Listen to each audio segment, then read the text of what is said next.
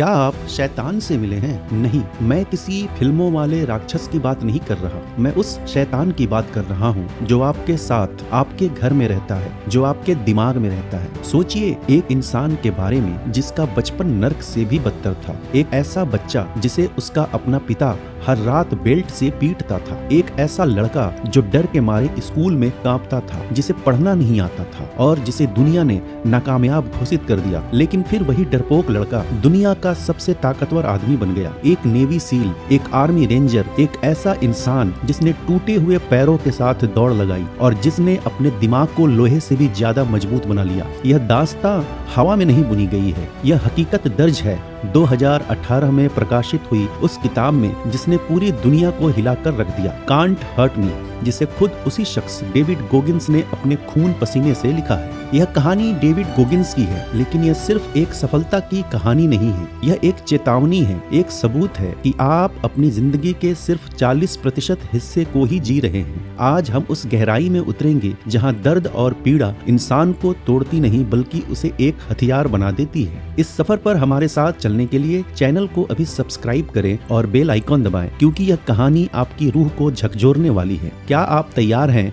अपने बहानों को खत्म करने के लिए?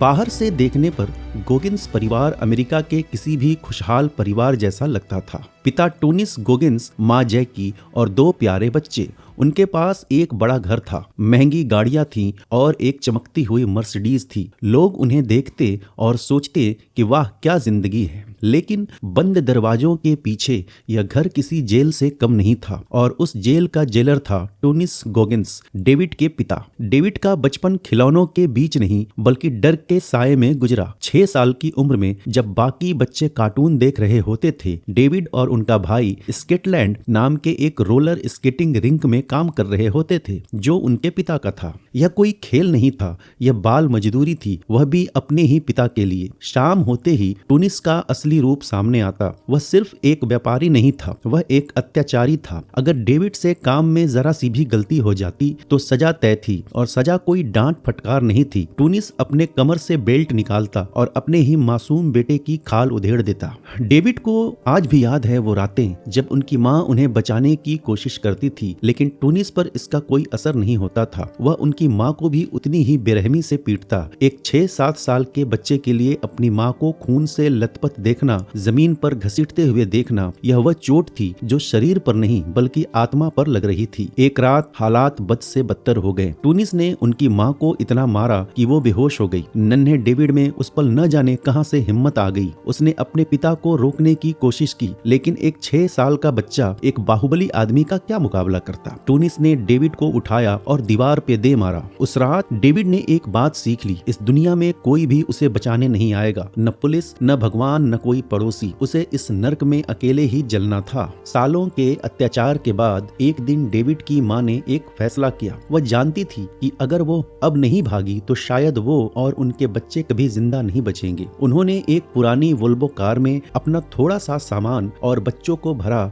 और वहाँ से भाग निकली। वे इंडियाना नाम के एक छोटे से शहर में आ गए। उन्हें लगा कि वो नर्क से बाहर निकल गए हैं। उन्हें लगा कि अब आजादी मिलेगी, लेकिन डेविड को नहीं पता था कि एक नई तरह की जंग उनका इंतजार कर रही है। जिस परिवार के पास कभी मर्सिडीज कार थी, अब उनके पास खाने के लाले पड़ गए थे। वे एक सरकारी मकान में रहने लगे जिसका किराया सिर्फ $7 महीना था। डेविड, जो अब तक अपने पिता के डर से सहमा हुआ था, अब अपनी पढ़ाई में पिछड़ने लगा। वह स्कूल जाता, उसे कुछ समझ नहीं आता। उसका दिमाग इतने सालों के मानसिक तनाव की वजह से जैसे जम सा गया था। उसे पढ़ना नहीं आता था, उसे अक्षर नाचते हुए दिखाई देते थे। 3री क्लास में आते आते टीचर्स ने उसे सीखने में अक्षम, लर्निंग डिसेबल्ड घोषित कर दिया। जरा सोचिए उस बच्चे की मनोदशा। वह क्लास में अकेला अश्वेत छात्र था। उसे न तो पढ़ाई आती थी और न ही किसी से बात करना। अपनी कमियों को छिपाने के लिए डेविड ने एक तरीका निकाला, नकल करना। उसने दूसरों की कॉपियों से टीपना शुरू कर दिया। वह पास तो हो रहा था, लेकिन अंदर से वह खोखला होता जा रहा था। वह एक धोखेबाज बन गया था जो दुनिया को नहीं बल्कि खुद को धोखा दे रहा था। लेकिन इंडियाना में सिर्फ गरीब और पढ़ाई ही समस्या नहीं थी, वहाँ एक और राक्षस था जो डेविड का पीछा कर रहा था। रंग भेद। आज के दौर में हम समानता की बातें करते हैं, लेकिन 80s और 90s के दशक में अमेरिका के छोटे शहरों में हालात बहुत अलग थे। डेविड को आए दिन नफरत का सामना करना पड़ता था। एक दिन जब डेविड अपनी वर्कबुक खोलने के लिए मेज पर झुका तो उसकी पहली नजर एक पन्ने पर पड़ी। किसी ने वहाँ एक तस्वीर बनाई हुई थी, एक काले इंसान की गर्दन में फांसी का फंदा, और नीचे लिखा था, हम तुम्हें मार डालेंगे निगर। डेविड के पैरों तले जमीन खिसक गई। वह कांपते हुए प्रिंसिपल के पास गया। उसे उम्मीद थी कि उसे इंसाफ मिलेगा, लेकिन प्रिंसिपल ने क्या कहा? उसने उस धमकी को एक मजाक समझकर टाल दिया। उसने कहा, डेविड, इन बच्चों को तो निगर की स्पेलिंग भी ठीक से नहीं आती, इसे दिल पर मत लो। दिल पर मत लो?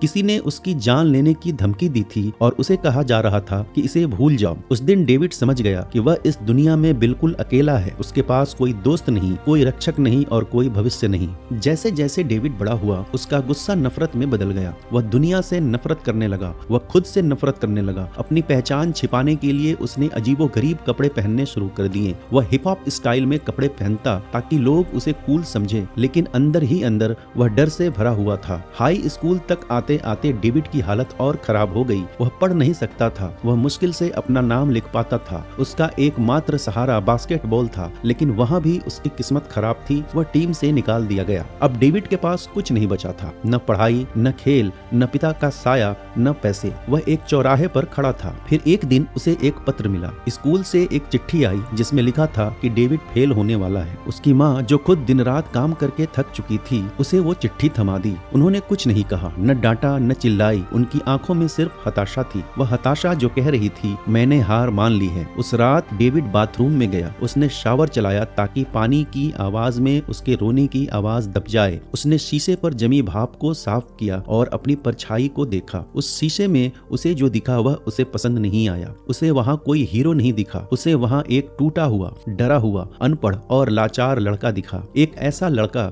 जिसका कोई भविष्य नहीं था। एक ऐसा लड़का जो अपने पिता जैसे बनने की राह पर था। उसी पल डेविड के अंदर कुछ टूट गया, या शायद कुछ जुड़ गया। उसने खुद से झूठ बोलना बंद कर दिया। उसने शीशे में अपनी आंखों में आंखें डालकर कहा, डेविड, तुम बेवकूफ हो, तुम मोटे हो, तुम डरपोक हो, और अगर तुमने आज कुछ नहीं बदला तो तुम एक कचरे के डब्बे में अपनी जिंदगी खत्म कर दोगे। उस रात अकाउंटेबिलिटी मिरर का जन्म हुआ। यह कोई जादू नहीं था, यह एक क्रूर सच था। डेविड ने अपनी शेविंग किट उठाई और अपना चेहरा और सिर मुंडा लिया। एक नई शुरुआत की निशानी। उसने छोटे छोटे नोट्स लिखना शुरू किया और उन्हें शीशे पर चिपका दिया। ये नोट्स कोई गुड मॉर्निंग कोट्स नहीं थे, ये कड़वे सच थे। बिस्तर ठीक करो, दौड़ने जाओ, पढ़ना सीखो, झूठ बोलना बंद करो। उसने तय किया कि अब वह अपनी कमियों को छिपाएगा नहीं, बल्कि उन्हें अपनी ताकत बनाएगा। उसने ठान लिया कि वह एयरफोर्स में भर्ती होगा, लेकिन यह इतना आसान नहीं था। एयरफोर्स में जाने के लिए एक टेस्ट पास करना होता था, ASVAB टेस्ट, और डेविड को तो गुणा भाग भी नहीं आता था। उसने बाजार से किताबें खरीदी, रट्टा मारने लगा। वह हर पन्ने को बार बार लिखता,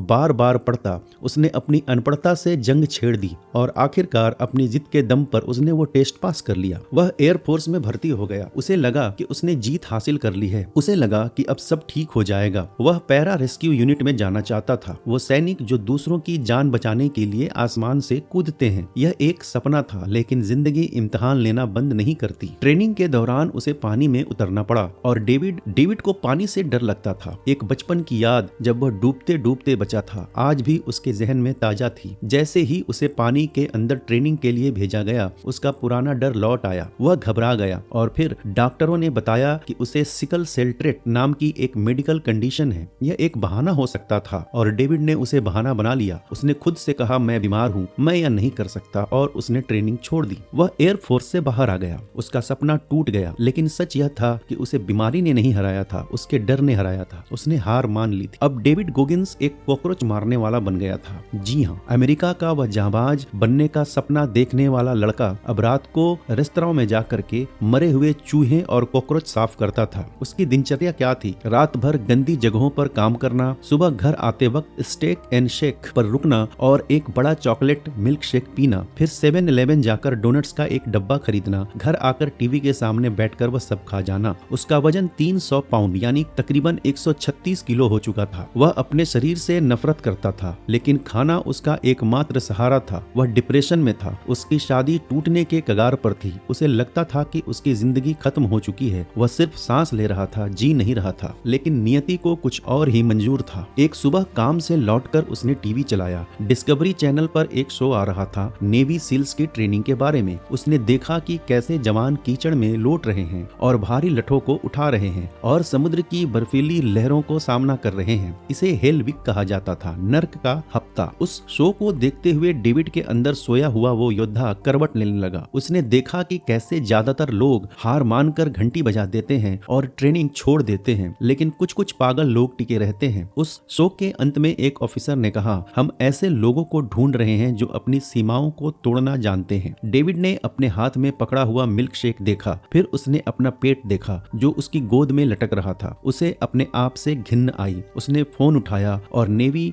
रिक्रूटर्स को कॉल करना शुरू किया। हेलो, मैं नेवी सील बनना चाहता हूँ। तुम्हारा वजन कितना है? 300 पाउंड। फोन रखो, यह मुमकिन नहीं है। एक के बाद एक हर रिक्रूटर ने उसे मना कर दिया। किसी ने उसकी बात तक नहीं सुनी, लेकिन डेविड ने हार नहीं मानी। आखिरकार उसे एक रिक्रूटर मिला जिसने कहा, आ जाओ मिल लेते हैं। जब डेविड वहां पहुंचा तो रिक्रूटर ने उसे ऊपर से नीचे तक देखा। एक विशालकाय मोटा आदमी, लेकिन उस रिक्रूटर ने उसकी आंखों में कुछ देखा, शायद वो जिद्द, शायद वो पागलपन। रिक्रूटर ने कहा, डेविड, नेवी सील ट्रेनिंग के लिए आवेदन करने की आखिरी तारीख 3 महीने बाद है और तुम्हें भर्ती होने के लिए अपना वजन 191 पाउंड लगभग 86 केजी कम करना होगा। डेविड का वजन था 297 पाउंड। उसे 3 महीने में 106 पाउंड वजन कम करना था। यह असंभव था। मेडिकल साइंस के हिसाब से तार्किक रूप से हर तरह से यह नामुमकिन था, लेकिन डेविड गॉगिंस तर्क की नहीं, जुनून की भाषा समझता था। उसने उसी वक्त फैसला कर लिया, मैं यह करूंगा। और यहीं से शुरू हुआ दुनिया के सबसे सख्त आदमी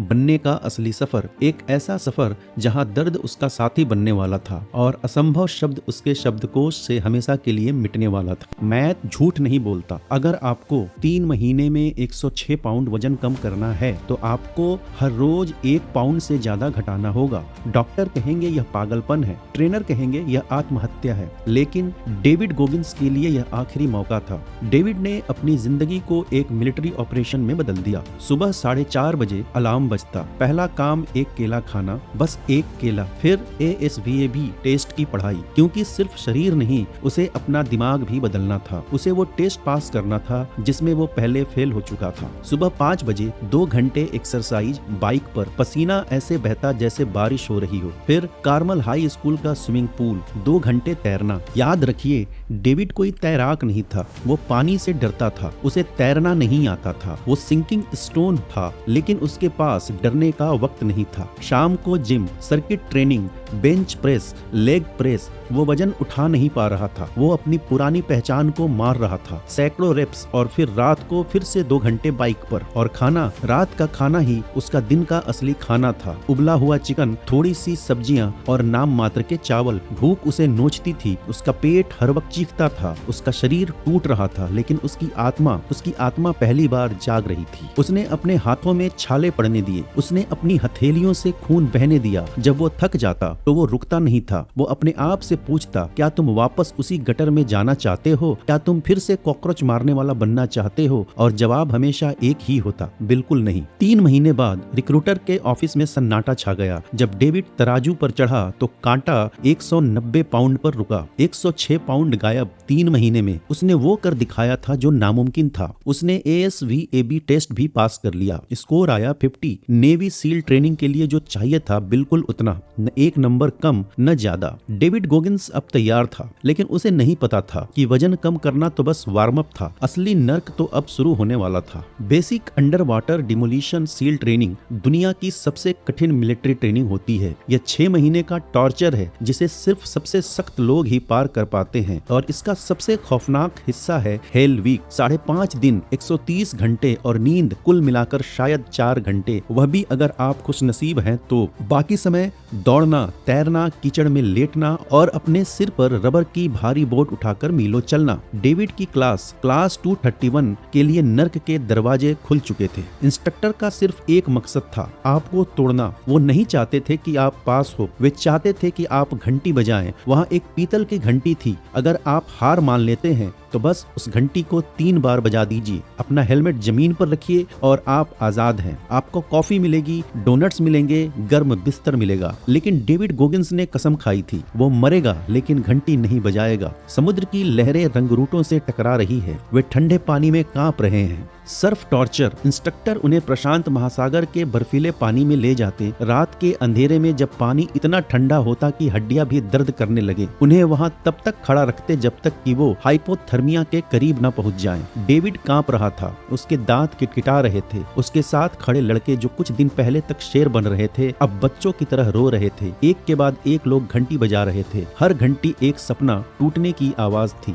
लेकिन डेविड के दिमाग में कुछ और ही चल रहा था। उसे समझ आ गया था कि यह शारीरिक लड़ाई नहीं है, यह दिमागी खेल है। हेलविक के तीसरे दिन तक डेविड का शरीर जवाब दे चुका था। उसके पैरों की हालत खराब थी। उसकी बोट क्रू बुरी हालत में थी। उनकी टीम का नाम था बोट क्रू 2। इंस्ट्रक्टर साइको पीट उन्हें सबसे ज्यादा नफरत करता था। वो उन्हें गालियां देता, उनका मजाक उड़ाता। तुम लोग कमजोर हो, तुम कभी सील नहीं बन पाओगे, घंटी बजा दो। उस पर डेविड ने एक फैसला किया। उसने सोचा, ये इंस्ट्रक्टर हमें तोड़ना चाहता है, अब मैं इसे तोड़ूंगा। इस तकनीक को डेविड कहते हैं टेकिंग सोल्स। जब आप अपने दुश्मन को अपनी ताकत दिखाकर डरा देते हैं, जब आप उसे दिखाते हैं कि उसके जुल्म का आप पर कोई असर नहीं हो रहा। डेविड ने अपनी थकी हुई टीम की ओर देखा। उनकी आंखों में हार थी। डेविड चिल्लाया, बोट ऊपर उठाओ। लड़कों ने भारी नाव उठाई। उनके हाथ कांप रहे थे। डेविड फिर चिल्लाया कि इसको दिखा दो कि हम कौन हैं। और फिर एक चमत्कार हुआ।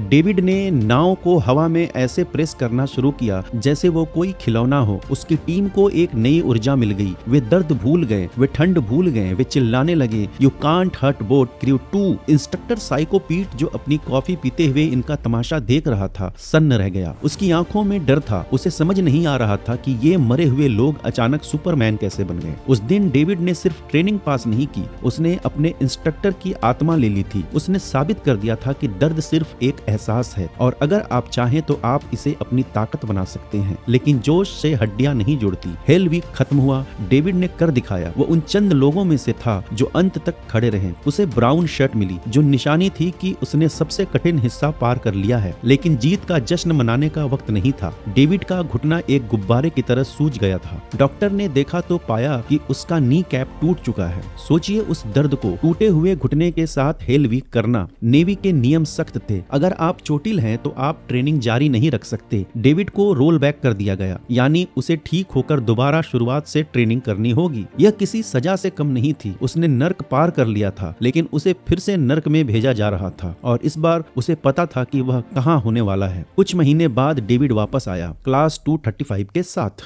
सर्दियों का मौसम। डेविड फिर से बर्ड्स में खड़ा था, लेकिन इस बार उसके दोनों पैरों में शिन स्प्लिंट थे। उसकी हड्डियां इतनी कमजोर हो चुकी थी कि हर कदम पर लगता था जैसे कोई हथौड़ा मार रहा हो। डॉक्टर ने साफ कह दिया था, आराम करो वरना हमेशा के लिए लंगड़े हो जाओगे। लेकिन डेविड गोगिंस आराम शब्द को अपनी डिक्शनरी से मिटा चुका। ट्रेनिंग शुरू होने से पहले डेविड बाथरूम में गया। उसने डक्ट टेप के 2 रोल निकाले। उसने अपने पैरों पर, अपनी पिंडलियों पर टेप लपेटना शुरू किया, इतना कसकर कि खून का दौरा लगभग रुक जाए। उसने अपने पैरों को पत्थर जैसा बना लिया ताकि उसे दर्द महसूस न हो। वह बाहर निकला। टेप जूतों के अंदर छिपी थी। चेहरे पर कोई शिकन नहीं। जब दौड़ शुरू हुई तो हर कदम पर उसे लगा कि उसकी टांगें टूट जाएंगी। दर्द की लहरें उसके दिमाग में विस्फोट कर रही थी। रुक जाओ डेविड, यह पागलपन है। उसका दिमाग चीख रहा था, लेकिन उसने अपने दिमाग को एक ही जवाब दिया, आज नहीं, आज मैं नहीं रुकूंगा। उसने टूटे हुए पैरों पर दौड़ लगाई। उसने खून से लथपथ पैरों के साथ मार्च किया। उसने अपनी कुकी जार का इस्तेमाल किया। वो यादें जब उसने पहले भी मुश्किलों को हराया था। मैंने 100 पाउंड कम किए हैं, मैंने हेल वीक पास किया है, मैं यह भी कर लूंगा। और उसने किया। डेविड गोगिंस ने बर्ड ट्रेनिंग पास की। वो नेवी सील बन गया। वो एकमात्र ऐसा इंसान बना जिसने navy SEAL training, army ranger school और air force tactical air controller training तीनों को पूरा किया। लोग उसे द टफेस्ट मैन अलाइव कहने लगे, लेकिन यह सिर्फ शरीर की मजबूती नहीं थी। उसने अपने दिमाग को कैलेस कर लिया था। जैसे सख्त हाथों पर चमड़ी मोटी हो जाती है, वैसे ही उसने अपने दिमाग को दर्द सहने के लिए इतना सख्त बना लिया था कि अब कोई चोट उसे हरा नहीं सकती थी। उसने सीख लिया था कि जब आपका दिमाग कहता है मैं पूरी तरह थक चुका हूँ, तब असल में आप अपनी क्षमता का सिर्फ 40% ही इस्तेमाल कर रहे होते हैं। इसे वो 40% रूल कहता है। लेकिन कहानी अभी खत्म नहीं हुई थी। डेविड को लगा कि उसने सब पा लिया है, लेकिन नियति के पास उसके लिए एक और इम्तिहान था। एक ऐसा इम्तिहान जो जंग के मैदान में नहीं बल्कि एक रेस ट्रैक पर होने वाला था। साल 2005। डेविड गोगिंस अब एक नेवी सील थे। उनका शरीर पत्थर जैसा था, दिमाग लोहे जैसा, लेकिन एक खबर ने उन्हें अंदर तक हिला दिया। अफगानिस्तान के पहाड़ों में ऑपरेशन रेड विंग्स के दौरान एक भयानक त्रासदी हुई। तालिबान के साथ हुई मुठभेड़ में अमेरिका ने अपने कई बेहतरीन जाबाज खो दिए। उनमें से कई डेविड के दोस्त थे, वे लोग जिनके साथ उसने ट्रेनिंग की थी, जिनके साथ उसने पसीना बहाया था। डेविड का दिल टूट गया था, लेकिन डेविड गोगिंस रोने वालों में से नहीं थे। वह कुछ करना चाहता था। वह उन शहीद दोस्तों के बच्चों के लिए कुछ करना चाहता था। उन्हें पता चला कि स्पेशल ऑपरेशन वॉरियर फाउंडेशन नाम की एक संस्था है जो शहीद सैनिकों के बच्चों की कॉलेज की पढ़ाई का खर्च उठाती है। डेविड ने ठान लिया, मुझे इनके लिए पैसा इकट्ठा करना है, लेकिन कैसे? बेक सेल लगाकर, लॉटरी टिकट बेचकर नहीं। गोगिंस का तरीका हमेशा अलग होता है। उसने गूगल पर सर्च किया दुनिया की सबसे कठिन दौड़, और जवाब आया बैड वाटर 135, कैलिफोर्निया की डेथ वैली, दुनिया की सबसे गर्म जगह, 135 मील लगभग 217 किलोमीटर की दौड़, वह भी जुलाई की चिलचिलाती गर्मी में जहां तापमान 50 डिग्री सेल्सियस तक पहुंच जाता है, और अंत में माउंट विटनी पहाड़ की चढ़ाई। यह दौड़ना इंसान के बस की बात नहीं लगती थी। यह पागलपन था और डेविड को यही चाहिए था। डेविड ने बिना वक्त गवाए बैड वाटर के रेस डायरेक्टर क्रिस कोस्टमैन को फोन लगाया। हेलो, मेरा नाम डेविड गोगिंस है, मैं एक नेवी सील हूँ और मैं आपकी रेस में दौड़ना चाहता हूँ। कोस्टमैन ने पूछा, अच्छा, तुमने पहले कौन सी रेस दौड़ी है? क्या तुमने कभी 100 मील दौड़ लगाई है? डेविड चुप था। उसने कभी मैराथन से ज्यादा नहीं दौड़ा था, और वह भी बहुत पहले। अभी तो वह एक पावर लिफ्टर था। उसका वजन 240 पाउंड से ज्यादा था। वह भारी भरकम मांसपेशियों का पहाड़ था, कोई धावक नहीं। कोस्टमैन हंसा। सुनो डेविड, तुम ऐसे ही बैड वाटर में नहीं आ सकते। यह अनुभवी धावकों के लिए है। अगर तुम इसमें आना चाहते हो तो पहले तुम्हें क्वालिफाई करना होगा। तुम्हें एक आधिकारिक रेस में 24 घंटे के अंदर 100 मील दौड़ना होगा। डेविड ने पूछा, अगली रेस कब है? कोस्टमैन ने कहा, सैन डियागो में एक रेस है 3 दिन बाद। 3 दिन? न कोई ट्रेनिंग, न कोई अनुभव, न दौड़ने वाले जूते, और वजन एक लाइन बैकर जैसा। किसी भी सामान्य इंसान के लिए यह मजाक होता। लेकिन डेविड ने कहा, रोजर दैट, मैं वहां मिलूंगा। Diego one day race. यह कोई जंगल या पहाड़ की दौड़ नहीं थी। यह एक मील का एक गोल चक्कर था। आपको बस गोल गोल दौड़ना था 24 घंटे तक। वहां मौजूद बाकी धावक एकदम अलग दिख रहे थे। पतले दुबले, हल्की टी शर्ट, हाथों में पानी की बोतलें, पैरों में महंगे जूते। वे सब लंबी दौड़ के घोड़े लग रहे थे, और उनके बीच खड़ा था David Goggins, 6 foot 1 inch 240 pound का विशालकाय शरीर। यह किसी रेसर जैसा नहीं, बल्कि किसी बाउंसर जैसा लग रहा था। उसकी तैयारी क्या थी? एक लॉन चेयर, रिच क्रैकर का एक डब्बा और मायोप्लेक्स प्रोटीन शेक, और उसकी पत्नी जो उसकी एकमात्र सपोर्ट क्रू थी। रेस शुरू हुई, और डेविड ने वही गलती की जो हर अनाड़ी करता है। वह बहुत तेज दौड़ा। उसे लगा कि वह इसे जल्दी खत्म कर लेगा। वह ट्रैक पर ऐसे दौड़ रहा था जैसे कोई 5 किलोमीटर की रेस हो। वह बाकी अनुभवी धावकों को पछाड़ रहा था। लोग उसे देख रहे थे और सोच रहे थे, यह पागल कौन है? यह खुद को मार डालेगा। और वे सही थे। सूरज ढल रहा है। डेविड की चाल अब धीमी हो चुकी है। चेहरे पर दर्द साफ झलक रहा है। 70 मील 12 घंटे बीत चुके थे। डेविड गोगिंस का शरीर अब जवाब दे रहा था। याद रखिए, उसने इस रेस के लिए रत्ती भर भी ट्रेनिंग नहीं की थी। उसकी हड्डियां इस झटके के लिए तैयार नहीं थी। उसके पैरों में स्ट्रेस फ्रैक्चर्स हो गए थे, यानी उसकी पैरों की छोटी हड्डियां दरक रही थी। उसका पेशाब लाल हो गया था। यह खून था। उसकी किडनी फेल हो रही थी। वह मायोप्लेक्स पी रहा था, जिससे उसका पेट खराब हो गया था। और फिर मील नंबर 70 पर उसका शरीर पूरी तरीके से बंद हो गया। वह अपनी कुर्सी पर गिर पड़ा। उसकी पत्नी केट उसके पास दौड़ी। डेविड का चेहरा पीला पड़ चुका था। वह कांप रहा था। डेविड ने अपनी पत्नी को देखा और कहा, मुझे टॉयलेट जाना है। लेकिन जब उसने उठने की कोशिश की तो वह हिल भी नहीं पाया। उसका शरीर पैरालाइज सा हो गया था, और वहीं उस कुर्सी पर बैठे बैठे उसने अपनी पैंट में शौच कर दिया। खून, गंदगी, पसीना और असहनीय दर्द। वह एक नेवी सील था, अमेरिका का सबसे सख्त सैनिक, और अब वह एक लॉन चेयर पर अपनी ही गंदगी में बैठा एक लाचार इंसान था। उसकी आंखों में आंसू बह रहे थे। उसकी पत्नी ने कहा, डेविड, बस बहुत हो गया, चलो अस्पताल चलते हैं, तुम मर जाओगे। लॉजिक कह रहा था कि रुक जाओ। विज्ञान कह रहा था कि रुक जाओ। हर समझदार इंसान यही कहता कि घर जाओ। लेकिन डेविड गोगिंस के दिमाग के अंधेरे कोने में एक रोशनी जगी। यहीं पर डेविड गोगिंस और बाकी दुनिया के बीच का फर्क सामने आता है। जब हम मुसीबत में होते हैं, जब दर्द हद से गुजर जाता है, तो हमारा दिमाग हमें सिर्फ एक ही चीज बताता है, भाग जाओ, रुक जाओ। यह नामुमकिन है। हमारा दिमाग हमें हमारी कमजोरियां याद दिलाता है। लेकिन डेविड के पास एक हथियार था, द कुकी जार। बचपन में जब भी डेविड कोई अच्छा काम करता था, उसकी माँ उसे कुकी जार से एक बिस्किट देती थी। यह एक इनाम था। अब डेविड ने अपने दिमाग में एक कुकी जार बना लिया था। इसमें बिस्किट्स नहीं थे, इसमें उसकी पुरानी जीतें थी, उसके संघर्ष थे। उस कुर्सी पर बैठे हुए दर्द से कराहते हुए डेविड ने अपने दिमाग के कुकी जार में हाथ डाला और एक याद निकाली। याद है डेविड, जब तुम 300 पाउंड के थे और तुमने 3 महीने में 100 पाउंड कम किए थे। याद है डेविड, जब तुम हेल वीक में टूटे हुए घुटनों के साथ दौड़े थे। याद है वो बच्चा जिसे पढ़ना नहीं आता था, फिर भी उसने एयर फोर्स का टेस्ट पास किया। उसने खुद से कहा, मैं वो इंसान हूँ जिसने 3 बार हेल वीक पास किया है। मैं वो इंसान हूँ जो कभी हार नहीं मानता। यह दर्द मुझे नहीं तोड़ेगा, मैं इसे तोड़ूंगा। उसने अपनी पत्नी की तरफ देखा। उसकी आंखों में अब लाचारी नहीं थी, एक अजीब सी डरावनी चमक थी। उसने कहा, मुझे उठाओ। केट ने उसे सहारा देकर खड़ा किया। वह चीखा। उसके पैरों की टूटी हुई हड्डियां आपस में रगड़ खा रही थी। उसने एक कदम बढ़ाया, दूसरा कदम, और फिर वह चलने लगा। धीरे धीरे लंगड़ाते हुए ट्रैक पर मौजूद बाकी लोग सन्न रह गए। यह आदमी अभी भी जिंदा है? कैसे? अगले 30 मील दौड़ नहीं थी, वह मौत के साथ एक डांस था। हर कदम पर उसे लगता था कि उसकी टांगें टूट जाएंगी, उसका गला सूख कर कांटा हो गया था। लेकिन उसने अपने दिमाग को शट डाउन कर दिया था। उसने दर्द को महसूस करना बंद कर दिया था। वह बस एक मशीन बन गया था। एक कदम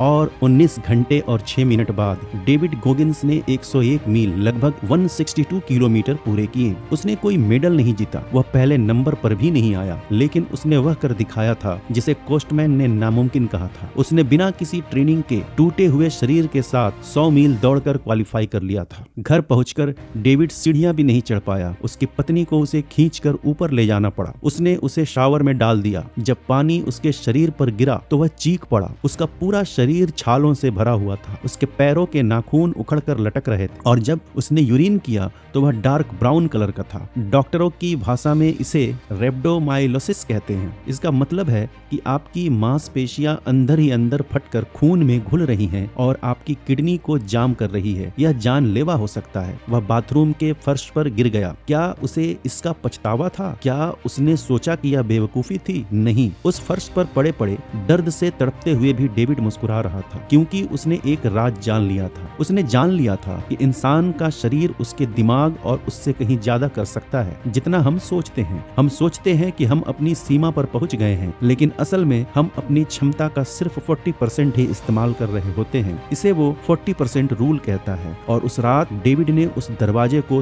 तोड़ दिया था। जुलाई 2006, तापमान 130 डिग्री फ़ारेनहाइट। सड़क इतनी गर्म थी कि धावकों के जूतों के सोल पिघलकर तारकोल में चिपक रहे थे। उन्हें सफेद लाइन पर दौड़ना पड़ रहा था, क्योंकि काली सड़क पर पैर रखने का मतलब था जूतों का जल जाना। डेविड गोगिंस, जिसने कुछ महीने पहले तक खुद को धावक नहीं माना था, अब दुनिया के सबसे बेहतरीन अल्ट्रा रनर्स के साथ कंधे से कंधा मिलाकर खड़ा था। इस बार वह तैयार था। इस बार वह मायोप्लेक्स और कुर्सी लेकर नहीं आया था। उसने अपनी टीम बनाई थी। उसने अपनी रणनीति बनाई थी। रेस शुरू हुई। गर्म हवा के थपेड़े ऐसे लग रहे थे जैसे कोई मुंह पर हेयर ड्रायर चला रहा हो। 90 मील के बाद डेविड का शरीर फिर टूटने लगा। उल्टियां, डिहाइड्रेशन और थकान। लेकिन इस बार उसके पास एक हथियार था जो सैन डियागो में नहीं था, आत्मविश्वास। वह जानता था कि दर्द आएगा। उसने दर्द का स्वागत किया। जब बाकी लोग गर्मी से बचने के लिए ब्रेक ले रहे थे, डेविड चलता रहा। वह रुका नहीं। वह 135 मील यानी 217 किलोमीटर का सफर तय करने के बाद डेविड गोगिंस ने फिनिश लाइन पार की। वह सिर्फ जिंदा नहीं बचा था, उसने 5th पोजीशन हासिल किया था। एक 200 पाउंड का नेवी सील जो भारी मांसपेशियों से लदा हुआ था, उसने दुनिया के सबसे पतले और तेज धावकों को पछाड़ दिया था। उस दिन अल्ट्रा रनिंग की दुनिया सन्न रह गई। उन्हें समझ नहीं आया कि यह इंसान किस मिट्टी का बना है। इसके बाद डेविड रुका नहीं। उसने अल्ट्रामैन ट्रायथलॉन में पार्टिसिपेट किया। उसने 48 घंटे की रेस में हिस्सा लिया। वह दौड़ता गया। उसे लगा कि अब वह सुपर ह्यूमन बन चुका है। उसे लगा कि उसका शरीर लोहे का है। लेकिन तभी जिंदगी ने एक बार फिर उसे याद दिलाया कि वह भी इंसान है। 2010 की बात है। डेविड एक रूटीन चेकअप के लिए डॉक्टर के पास गए। उन्हें थोड़ी थकान महसूस हो रही थी, जो उनके लिए अजीब बात थी। डॉक्टर ने कुछ टेस्ट किए, फिर कुछ और टेस्ट किए। डॉक्टर का चेहरा गंभीर हो गया। उसने डेविड को बुलाया और कहा, मिस्टर गोगिंस, मुझे समझ नहीं आ रहा कि आप जिंदा कैसे हैं।